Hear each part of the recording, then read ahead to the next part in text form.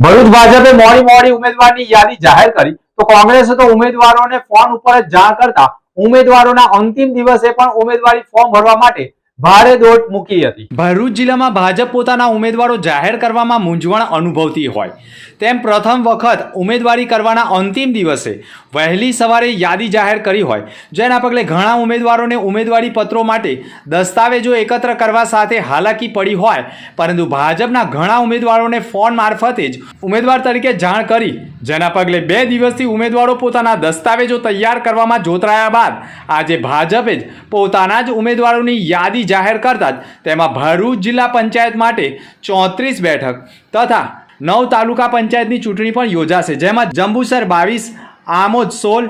વાગડા 18, અંકલેશ્વર 26, હાંસોડ 16, ઝઘડિયા 22, વાલિયા 16 અને નેત્રંગ 16 અને ભરૂચમાં 30 બેઠકો ઉપર વિવિધ ઉમેદવારોએ ઉમેદવારી પત્રો રજૂ કર્યા। ભરૂચ જિલ્લાની 4 નગરપાલિકાની ચૂંટણીનો પણ પ્રારંભ થયો છે, જેમાં ભરૂચની બેઠક ઉપર 44 બેઠક, તો અંકલેશ્વર 36 બેઠક અને આમોદ ઉપર 24, તો જંબુસર ખાતે પણ 28 બેઠકો ઉપર વિવિધ રાજકીય પક્ષોના ઉમેદવારોએ સમર્થકો સાથે ઉમેદવારી પત્રો નોંધાવતા પોતાના સમર્થકો સાથે પહોંચ્યા હતા અને ઉમેદવારીઓએ પણ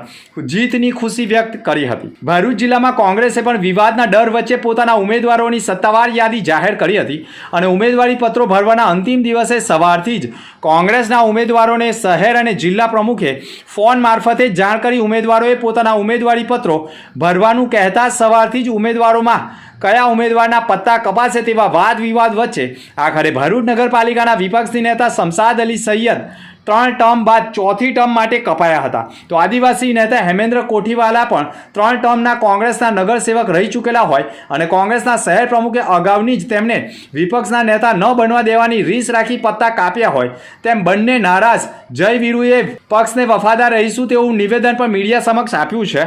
જો કે ભરૂચ શહેર જિલ્લામાં સ્થાનિક સ્વરાજ્યની ચૂંટણીના અંતિમ દિવસે પણ બપોરે 3 વાગ્યાના સમયગાળા દરમિયાન પણ હેમેન્દ્ર કોઠીવાલા અને શમશાદ અલી સૈયદે પણ ઉમેદવારી ફોર્મ ભર્યું હોવાના અહેવાલો સામે આવ્યા છે। સ્થાનિક સ્વરાજ્ય ચૂંટણી પર્વ 2026 અંતર્ગત ભરૂચ નગરપાલિકાના વોર્ડ નંબર 4 માંથી મારી હેમેન્દ્ર પ્રજાપતિ, પ્રજ્ઞેશભાઈ પટેલ, દક્ષાબેન વસાવા અને જિજ્ઞાસાબેન પટેલની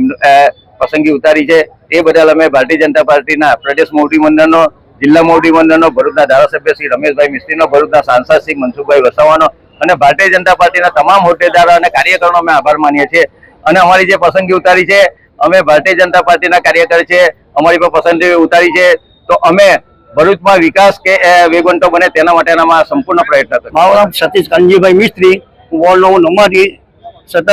7મી વાર ઉમેદવારી કરું છું। આ 4થી વખત અપક્ષ ઉમેદવારી કરું છું। આજ રોજ હું મારા કાર્યકરો સાથે ફોર્મ ભરવા આવેલ છું। વોર્ડ નંબર 9ના વિસ્તારના લોકોની માંગ અને લોકોના એના હિસાબે મારે તાત્કાલિક ફોર્મ ભરવું પડે એમ છે,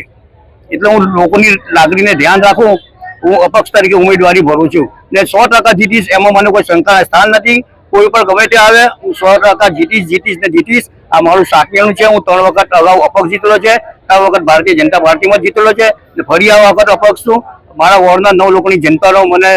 સદાય આશીર્વાદ છે। વોર્ડ નંબર 2માં ભરૂચ જિલ્લા પ્રમુખ, ભરૂચ શહેર પ્રમુખ અને ગુજરાતના કોંગ્રેસના પ્રમુખ શ્રી ચાવડા સાહેબે જ્યારે વોર્ડ નંબર 2માં અમારી ઉપર જે મેન્ડેટ આપેલો છે, અમે ચોક્કસથી જંગી બહુમતીથી જીતીશું